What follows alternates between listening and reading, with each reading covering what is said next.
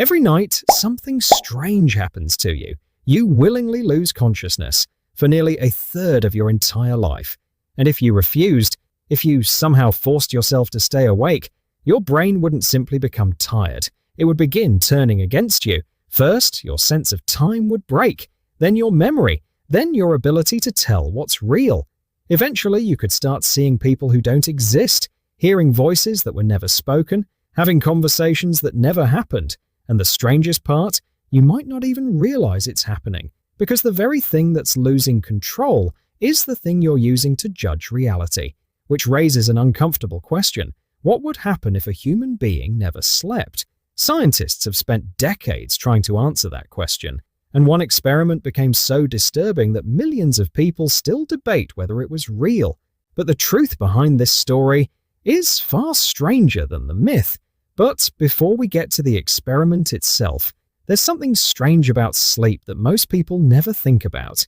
Every animal on Earth faces the same problem. Sleeping is incredibly dangerous. When you're asleep, you're vulnerable. You can't hunt. You can't defend yourself. You can't run from predators. For millions of years, falling asleep should have been an evolutionary disadvantage. And yet, almost every complex animal does it, which suggests something extraordinary. Whatever sleep is doing, it must be more important than staying alive in the moment. In other words, nature decided that temporarily becoming unconscious was worth the risk. But why? Scientists still don't have a complete answer, and that's what makes this story so fascinating. Because despite all of our technology, despite sending people into space, despite mapping the human genome, we still don't fully understand why we sleep. We know what happens when we don't. But the reason sleep exists at all remains one of science's biggest mysteries, and some of the most disturbing clues came from people who tried to live without it. The first few hours aren't particularly dramatic. You've probably experienced them yourself. Maybe before an important exam, a long flight, a stressful deadline, or simply a night where your brain refused to switch off. At first, sleep deprivation feels familiar. You become tired, a little irritable, maybe less focused. Nothing alarming, but something unusual begins happening inside your brain. Your attention starts fragmenting, thoughts become slower, simple tasks require more effort. You begin making mistakes, tiny mistakes, the kind you barely notice, and that's exactly what makes them dangerous. Because the sleep-deprived brain has a strange blind spot, it becomes worse at recognizing its own decline. Imagine driving a car with failing brakes. But every minute you also become less capable of noticing the brakes are failing. That's what prolonged wakefulness does to your mind. And this effect becomes dramatically worse after 24 hours. At that point, many researchers compare your cognitive performance to being intoxicated. Reaction times slow, decision-making suffers, memory weakens, focus deteriorates. But here's the strange part. Most people don't feel as impaired as they actually are. Which raises an uncomfortable possibility. How often have you trusted your own judgment while exhausted? And how reliable was that judgment really?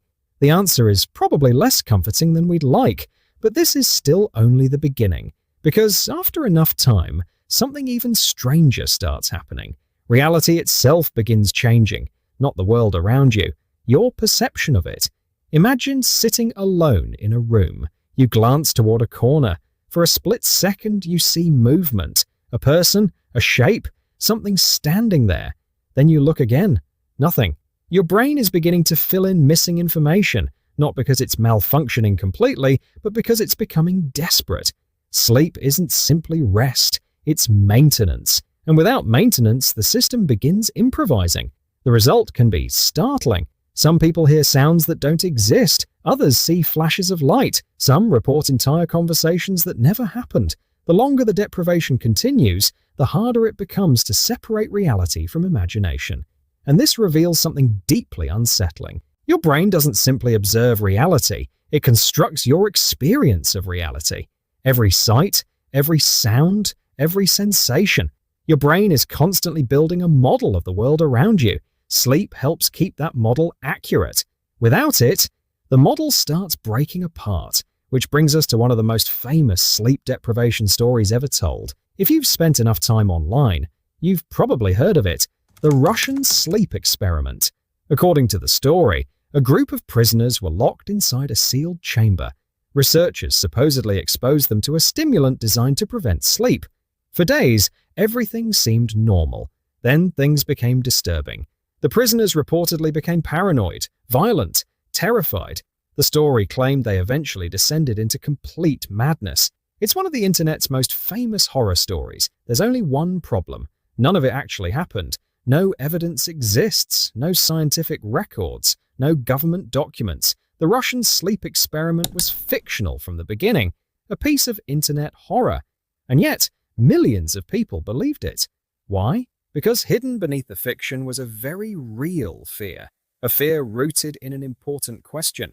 What if sleep isn't optional? What if it's one of the most fundamental requirements for remaining human? And unlike the fictional story, scientists have conducted real sleep deprivation experiments. Some of them were arguably more unsettling because they actually happened. One of the most famous cases occurred in 1964. A 17-year-old student named Randy Gardner decided to attempt something nobody had ever done before. He wanted to stay awake longer than anyone else. No stimulants, no special drugs, no secret technology, just willpower. At first, the challenge seemed manageable. The first day passed, then the second, then the third. But as the days accumulated, changes began appearing. His concentration weakened, his mood fluctuated, his memory became unreliable. At one point, he struggled to perform simple mental tasks that would normally require almost no effort, and yet he kept going. 4 days, 5 days, 6, 7. Most people have never been awake for even half that time. Gardner eventually remained awake for over 11 consecutive days, more than 260 hours. Scientists monitored him closely, and what they observed revealed something remarkable. His brain was deteriorating in predictable ways, but it wasn't simply shutting down. Instead, it was fighting to survive. And one of the strangest ways it does that is through something called a microsleep. Most people have experienced one without realizing it. A microsleep lasts only a few seconds, sometimes less. Your brain essentially forces a brief period of sleep while you're still technically awake. Your eyes may remain open, you may appear conscious, but for a moment, parts of your brain go offline. Think about how strange that is. Your body can become so desperate for sleep that it starts stealing it, a few seconds at a time, without permission, without warning, without you even noticing. And this leads to an unsettling realization. Sleep isn't merely something you choose. Eventually, it's something your brain demands, which raises another question. What happens if someone never gets that sleep at all? Not for days, not for weeks, but permanently. It sounds impossible. And for almost everyone, it is. But there exists a condition so rare and so terrifying that many people struggle to believe it's real. A condition called fatal familial insomnia. People affected by it gradually lose the ability to sleep. At first, the symptoms seem manageable: mild insomnia, restlessness, anxiety. Then the condition progresses. Sleep becomes increasingly difficult, then nearly impossible. The brain slowly loses one of its most essential functions.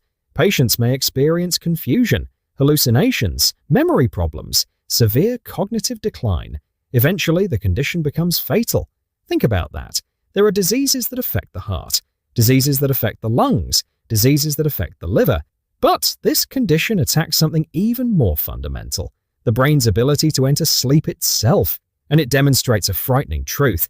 Human beings can survive surprisingly long without food, long without comfort, even long without social contact.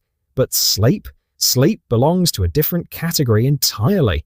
It's woven into the machinery of consciousness itself, which brings us to perhaps the most fascinating question of all. Why does sleep deprivation affect reality so dramatically? Why hallucinations? Why distorted perceptions? Why confusion?